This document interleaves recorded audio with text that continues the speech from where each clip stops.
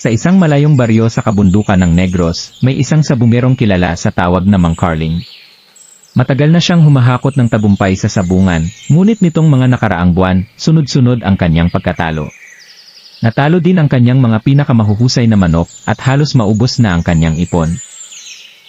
Isang gabi, habang naglalakad siya pauwi ng may dalang alak, may narinig siyang huni ng tandang sa gubat.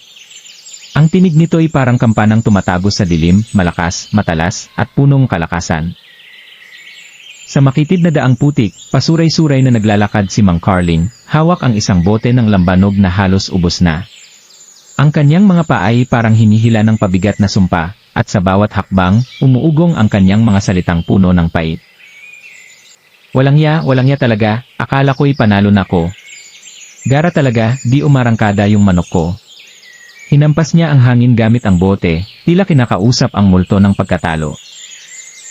Sa kanyang likuran, nagmamakaawa ang huni ng mga kuliglig, samantalang ang kanyang puting sando ay hapit sa katawan dahil sa pawis at alikabok ng sabungan.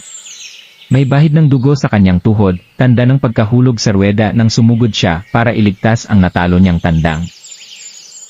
Biglang siyang huminto, tinitigan ang lupa. 10 na to. 10 sunod ng lugi, per. Saan ako nagkulang? Itinapon niya ang bote sa puno ng kawayan, basag. At nag-ingay. Dati, kinakatakutan nila ko. Diba? Yung panahong kahit anong manok, kayang-kaya kong paliitin. Ngayon, parang lahat sila ay may engkanto o diwatang kasabwat. Sumilip ang buwan sa pagitan ng mga puno, tila nakikinig. Sa kanyang hinanaing, kumalansing ang barya, naubos na ang pambayad sa huling tayaan. Hinila niya ang supot na sako sa kanyang balikat, walang laman, maliban sa balahibo ng kanyang patay ng manok. Nagkukuyom siya ng mga kamay. Sasabihin na naman ni Maring na tumigil na ko na magtanim na lang ako ng kamote. Langya, Maring. Sabong lang to. Alam mo namang dito ako sumasaya. Bigla siyang napatili ng umihip ang hangin. Bakit? Parang tawa kayo ng tawa, mga demonyo. Tiningala niya ang langit, tila nakikipag-away sa di nakikitang mga anito. Sa malayo may kakaibang tunog. Isang huni ng tandang na tila galing sa ibang mundo, malalim, malungkot, at puno ng pang-akit. Napatigil si Mang Carling. Napatakan ang kanyang pisngi ng lambanog. Sa nanginginig na boses nagwika ito. Sige, loko kayo. Maghihiganti rin ako. Babalik ako at ubusin ko lahat ng manok nyo. Ngunit sa paglakad niya papalayo, ang kanyang mga yabag ay unti-unting nalunod sa huni ng tandang. At sa gubat, may ngumingiting mga mata sa dilim, handa nang maghasik ng tukso. Naglakas loob si Mang Carling na sundan ang huni. Sa gitna ng gubat na tila pinagkaitan ng liwanag, nakatayo si Mang Carling sa harap ng isang puno ng balete. Ang mga ugat nito ay parang mga pulang ahas na gumagapang sa lupa. Sa ilalim nito, nakasalampak ang gintong tandang na may mga balahibong tila ginto at alab. Biglang pumailan lang ang hanging malamig, at sa pagitan ng mga dahon, unti-unting lumitaw ang engkanto, isang lalaking may mahabang buhok na itim, mga mata ng kulay berde na kumikinang, at mga pulseras na gawa sa buto ng ibon. Nakikiusap ka ba, Carling? O ng uyam? Yumuko si Mang Carling, at sa nanginginig ang boses nagsalita ito. Kailangan ko lang ng isang manok. Isang manok na palaging panalo. Wala na kong panalo, wala na talaga. Tumawa ang engkanto ng malalim, tila umugong ang buong gubat. Ang kanyang mga daliri humipo sa mga balahibo ng tandang, na biglang humiyaw ng parang sigaw ng kaluluwa. Alam mo bang ang tandang kong ito ay hindi para sa mga tulad mo? Siya'y hulagway ng apoy na hindi kayang patayin ng tubig. Ngunit biglang lumapit ang engkanto kay Carling, ang hininga nito'y amoy bulaklak na nabulok. Ipapahiram ko ito sa'yo. 3 beses mo siyang pwedeng gamitin. 3 tagumpay. Pagkatapos, ibabalik mo siya rito. Kapag hindi ang iyong kaluluwa ang kukunin ko. 3 lang. Pwede bang 5? O kaya'y? Wika ng lalaki. Biglang sumugod ang engkanto, ang mga kuko nito'y dumampi sa leg ni Mang Carling. May dugo pang tumulo. Galit na bumulong ang engkanto. Huwag mong susubukang tumawad sa akin, mortal. 3. Lumabis ka lang ng isa at sisimulan kong kainin ang laman mo habang buhay ka pa. Tumango-tango si Mang Carling bilang pagsang-ayon. Sige, 3. 3 lang. Pangako. Ibinaba ng engkanto ang kanyang kamay sa pagdampi nito sa leeg ni Mang Carling. Biglang nagliwanag ang paligid. Ang tandang ay sumigaw, at sa isang kisap, lumitaw ang 3 malalim na galos sa dibdib ni Mang Carling. Tanda ng kasunduan. Huwag mong kalimutan, Carling. Ang engkanto'y hindi nagpapatawad. Ang sa amin ay banal. At ang kasakiman na pangiti ito ay laging may kamandag na handang pumatay. Umihip ang hangin at biglang naglaho ang engkanto. Naiwan si Mang Carling na yakap-yakap ang tandang, na tila may apoy ang balahibo. Sa kanyang dibdib, tumibok ang 3 galos na tila nagsasabing, 3. 3. 3. Walang dalawang isip na pumayag si Mang Carling, at sa kanyang pag-uwi, kinain na siya ng kanyang ambisyon. At pagkasabik na muling makamit ang ngiting tagumpay. Tanghali sa mainit na sabungan. Umaalingasaw ang amoy ng pawis, dugo, at sigarilyo. Sa gitna ng ruweda, nakataas ang kamay ni Mang Carling, habang hawak niya si Alab, ang engkantong manok na wala pang talo. Ang mga tao'y sumisigaw, nag-aagawan sa pagtaya, at nagsusumigaw ng kanyang pangalan. Sa likuran, nakatayo si Maring, ang asawa niyang may mukhang puno ng pangamba. Biglang nagsalita ang tagapagsalita ng sabungano. Ladies and gentlemen, panibago na namang laban. Alab! Laban kay Pulang Berdugo. Simulan na! Ibinalibag ang 2 manok. Sa unang segundo pa lang, tila nanigas ang kalaban. Si Ulap ay lumusob na parang kidlat, isang palo, saka isang tuka sa leeg. Patay agad ang kalaban. Nag-ingay ang sabungan sa tuwa. Bumuhos ang pera sa tabi ni Mang Carling. Sumisigaw si Mang Carling ng may halong pagkahibang. Walang katulad.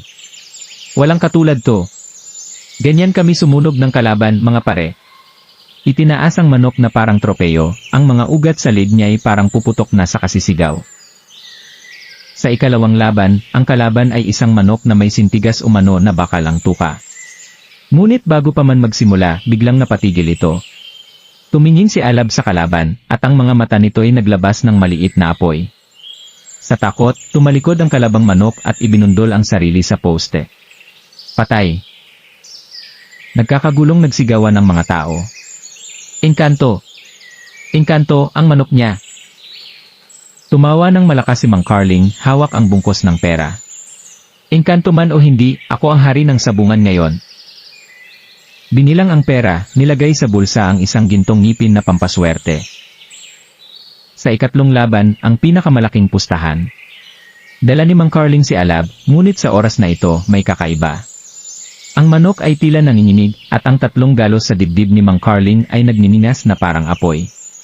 Ngunit wala siyang pakialam dito. Bumulong si Mang Carling kay Alab. Isa na lang, Alab. Pagkatapos nito, ayos na tayo. Lumaban si Alab ng may desperasyon. Sa halip na pumatay agad, sinugod niya ang kalaban hanggang sa tumalon ito sa mataas na harang. Ang kalaban ay nahulog at nabali ang leeg.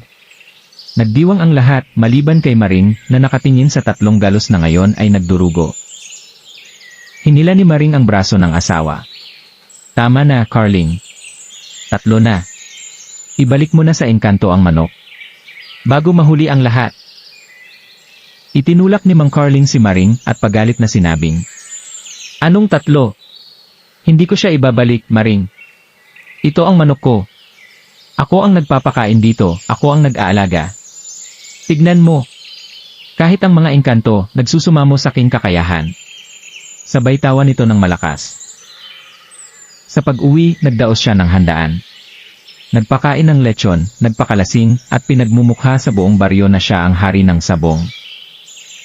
Ngunit sa dilim ng gubat, ang engkanto ay nakamasid, ang mga daliri nito ay kumukuskos sa hawak na tela ng kaluluwa. Ang huni ng tandang sa malayo ay naging nakakakilabot na tawanan. Lasing na lasing si Mang Carling, at nagsasalita ito sa hangin. Sino ba kayo para takutin ako? Ako si Carling. Ang hindi natatalo. At ang hari ng mga sabunggero. Sabay tawa at halik nito sa maleta na puno ng pera. Ngunit sa kanyang dibdib, ang tatlong galos ay nagsimulang magdilim. At sa kanyang likod, ang anino ni Alab ay unti-unting nagiging hugis ng isang halimaw. Kinabukasan ay naghahanda na naman si Mang Carling para sa isang panglaban. Na malaki ang pustahan. Paulit-ulit pa din siyang pinpigilan ng kanyang asawa, ngunit hindi pa din ito nakikinig. At ang marka sa kanyang dibdib ay unti-unti na ding kumakalat sa kanyang katawan. Sa huling laban, bumagsak si Alab at na naging abo sa hangin. Biglang nagdilim ang langit at ang lupa ay nagsimulang manginig. Sa gitna ng sabungan, bumuka ang isang malalim na hukay na puno ng mga boses ng mga kaluluwang nahatulan ng kasakiman. Si Mang Carling, na puno ng takot at pagsisisi, ay tumingala sa engkantong nakalutang sa itaas. Ang mga mata nito ay nagliliyab ng berde at itim sa galit. Nagsalita ang engkanto sa nakakatakot na boses. 3 tagumpay ang ating kasunduan mortal, ngunit nilason mo ang iyong isipan ng kasakiman. Ngayon, ikaw ay aking husgahan. Nakaluhod si Mang Carling at humihingi ng tawad. Patawarin mo ako. Nagkamali ako. Hindi ko na ulitin. Kinuha siya ng mga ugat mula sa hukay, bumabalot sa kanyang katawan. Habang hinihila siya papalim, naalala niya ang mga sandali ng tunay na ligaya, ang unang tagumpay sa sabungan ng walang engkanto, ang ngiti ni Maring, at ang payapang buhay na kanyang isinantabi.